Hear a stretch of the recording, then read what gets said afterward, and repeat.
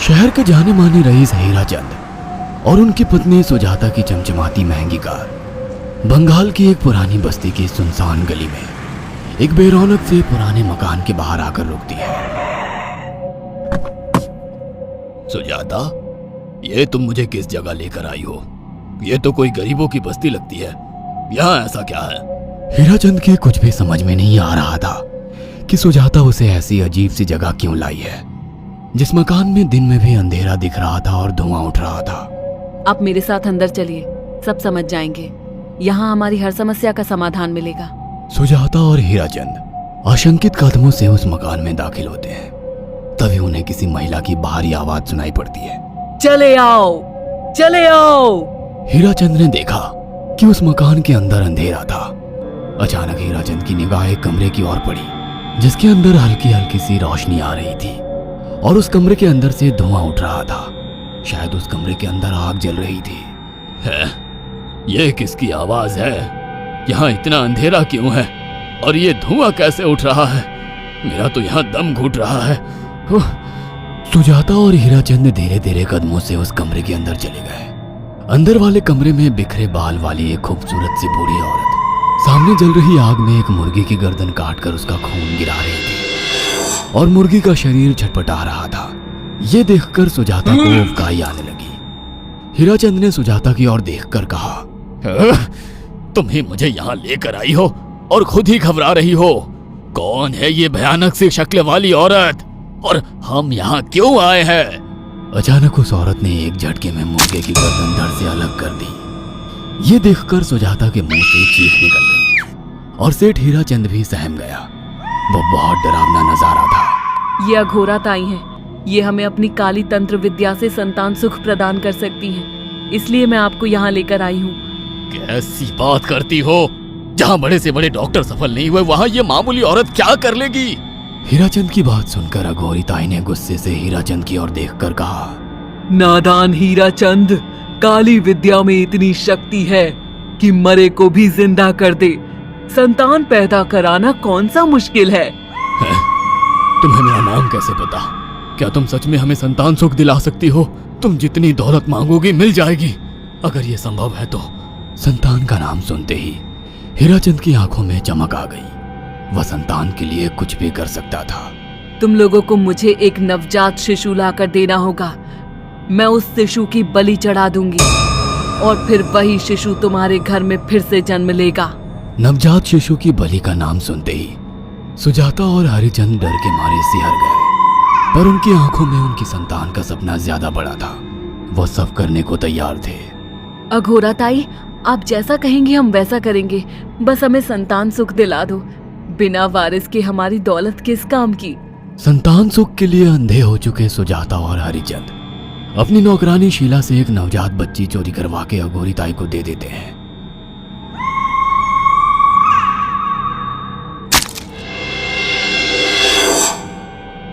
उस शिशु की बलि से सुजाता गर्भवती हो जाती है। देखा आपने अघोरा की तंत्र शक्ति? मुझे उस पर पूरा भरोसा था। चलो चलकर उन्हें धन्यवाद कहते हैं। हीराचंद और सुजाता अघोरा ताई के पास पहुंचते हैं। वो दोनों बहुत खुश थे और अघोरा पर उन्हें अंधविश्वास हो गया था। अघोरा ताई, आप महान तंत्रिका है।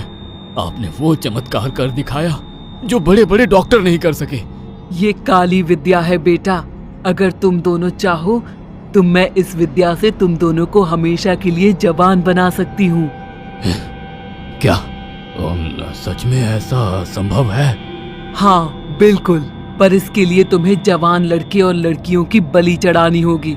तुम उन्हें यहाँ तक लाओ, बाकी मैं देख लूंगी। जवान रहने की लालच में अंधे सुजाता और हरिचंद एक अनाथ आश्रमों से हर रोज एक लड़की या लड़के को गोद लेने के बहाने अघोरी के पास बलि चढ़ाने ले जाने लगे। और एक दिन अघोरी ताई ने हीराचंद और सुजाता से इंसानी मांस खाने को कहा।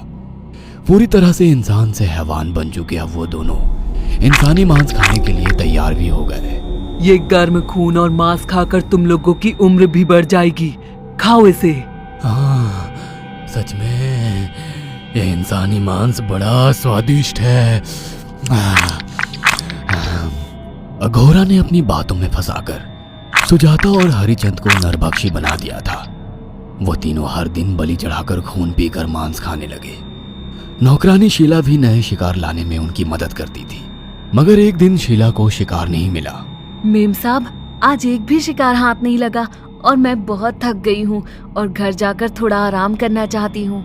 कोई बात नहीं शीला, एक छोटा सा काम है, तुम हमारे साथ चलो, लौटते में हम तुम्हें घर छोड़ देंगे। जी मेम साहब। शीला नहीं जानती थी कि शिकार नहीं मिलने से सुजाता और हरिचंद अंदर से बौखला गए थे और उनके दिमाग में एक शैतानी चाल चल रही थी। सुजाता, ये बेहोशी की दवा है। शीला के कार में बैठते ही तुम उसे सुंघा देना। आज हमें इसी की बलि देनी होगी। इसने हमारे यहाँ का बहुत खाना खाया, अब हम लोग इसे खाएंगे। वैसे भी ये आगे चल के हमारे लिए खतरा बन सकती थी। कार में बैठते ही सुजाता शीला को बेहोश कर देती है और वो लोग सीधे अघोरी ताई के यहाँ पहुंच जाते हैं, जहां अघोरी ताई शीला की बलि चढ़ा देती है और तीनों मिलकर उसे नोच कर खाते हैं।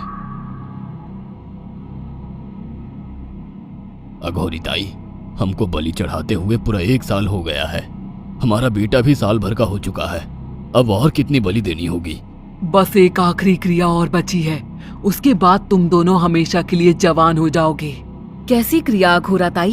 3 दिन बाद सूर्य ग्रहण है। हमें पास के घने जंगल में एक विशेष क्रिया करनी होगी। उसके बाद तुम लोग कभी बूढ़े नहीं होगे। कितना अच्छा होगा, हम हमेशा जवान रहेंगे और सालों साल तक अपनी दौलत से ऐश करेंगे। हाँ, सच कहा। अघोरा ताई ने हमारे हर सपने पूरे कर दिए। 3 दिन बाद बंगाल के बियाबान जंगल में कोहरे और ओस से भीगे पेड़ों के बीच एक घने बरगद की बेलों पर कटे इंसानी सिर लटक रहे थे, जिसमें से खून टपक रहा था। काले जादू का सामान भी रखा था। कितनी भयानक जगह है ये, हर तरफ कटे हुए सर लटक रहे हैं। थोड़ी देर में सब समझ जाओगे। बैठ जाओ और मेरे साथ ये मंत्र दोहराओ। ओ, अघोरा, ये किन लोगों की कटी हुई गर्दनें हैं? आप यहाँ क्या करने वाली हो?